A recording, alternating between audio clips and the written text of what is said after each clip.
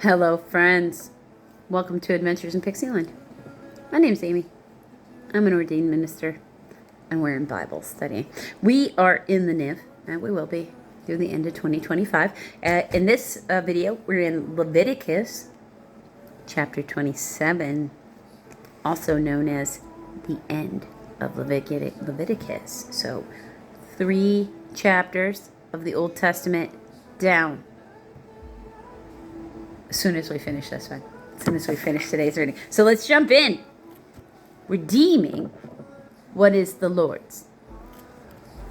The Lord said to Moses, "Speak to the Israelites and say to them, if anyone makes a special vow to dedicate persons to the Lord by giving equivalent values, set the value of a male between the ages of 20 and 60, 50 shekels of silver," and that is about 1 1/4 pounds, or 0.6 kilograms. I'm sure that's going to be the sanctuary shekel equivalent. According to the sanctuary shekel, that's what I said. That's about 2/5 of an ounce, or 11.5 grams. Set the...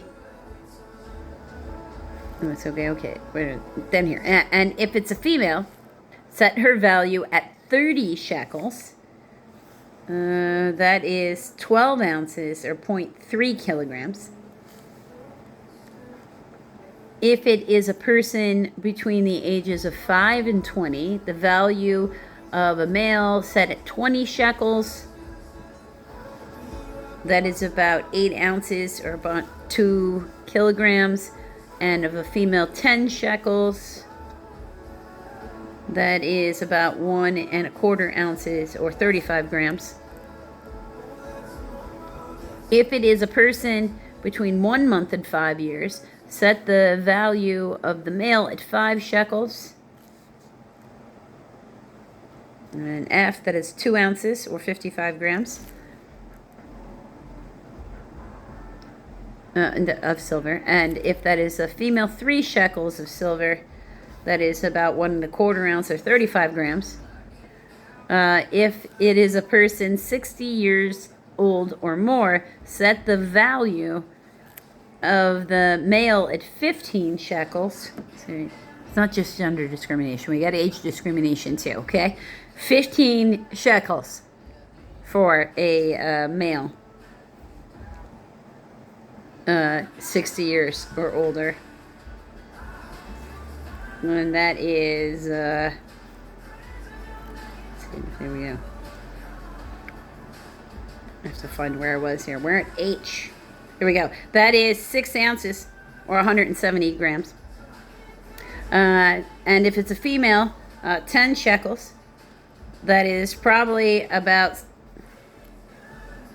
what is it? No, just 10 shekels. It doesn't even give a weight for that. Just 10 shekels, not even more.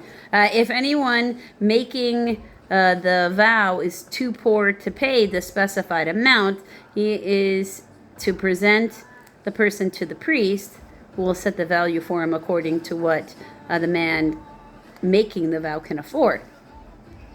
If what he vowed is an animal that is an acceptable offering, as an offering to the Lord, such an animal given to the Lord becomes holy. He must not exchange it or substitute a good one for a bad one, or a bad one for a good one. If he should substitute one animal for another, both it and the substitute become holy. If what he vowed is a ceremonially unclean animal, one that is not acceptable as an offering to the Lord, the animal must be presented to the priest, who will judge its quality as good or bad.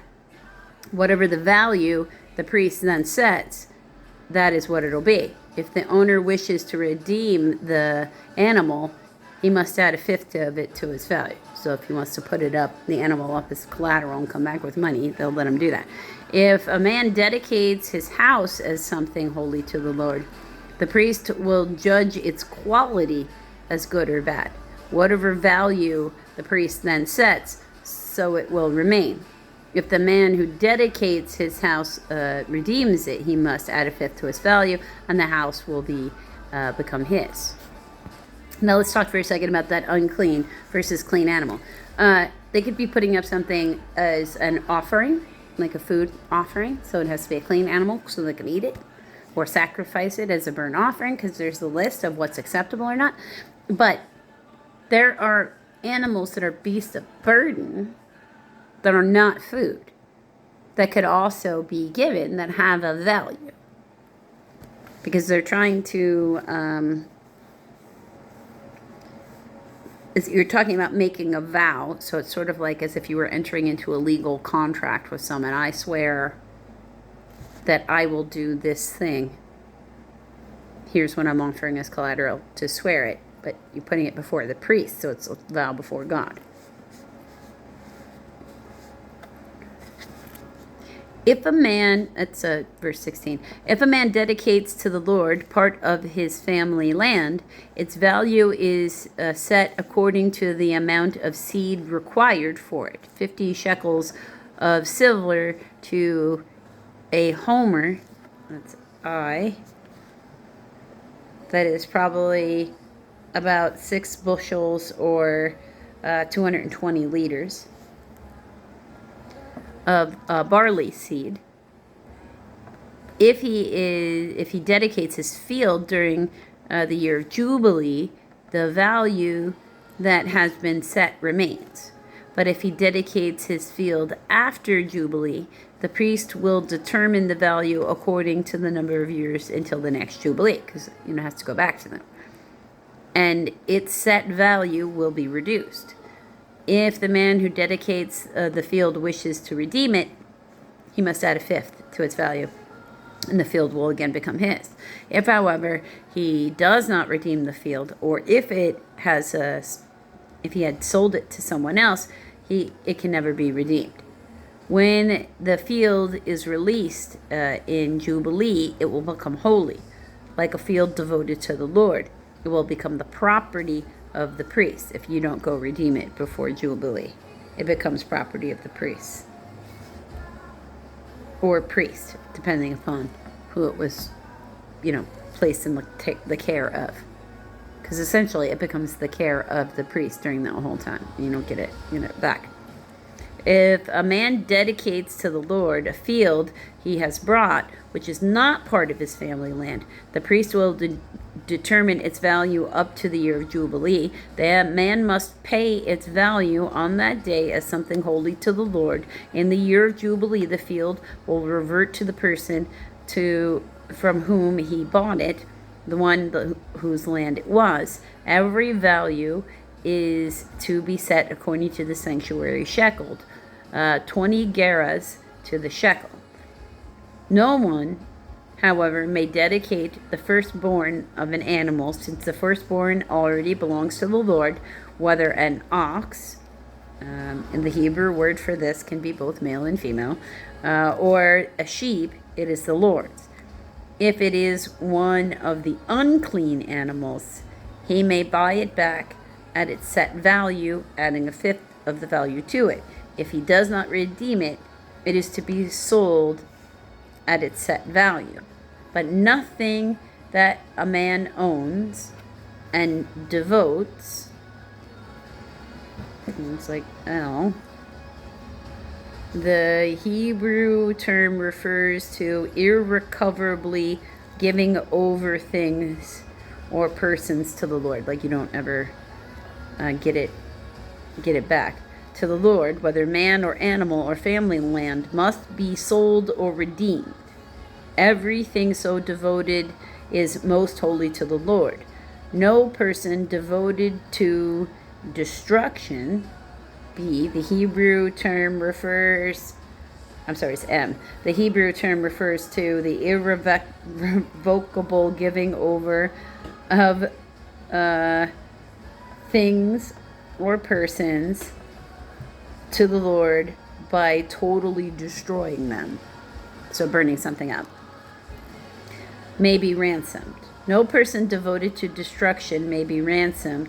He must be put to death. A tithe of everything from the land, whether grain from the soil or fruit from the trees, belongs to the Lord. It is holy to the Lord. If a man redeems any of his tithe, he must add a fifth to its value. The entire tithe of the herd and flock, every 10th animal that passes under the shepherd's rod, will be holy to the Lord. He must not pick out the good from the bad or make any substitution. If he does make a substitution, but the animal and its substitute become holy and cannot be redeemed. These are the commands the Lord gave Moses on Mount Sinai for the Israelites. And with that, friends, we are at the end of another chapter of the Bible. Until the next video.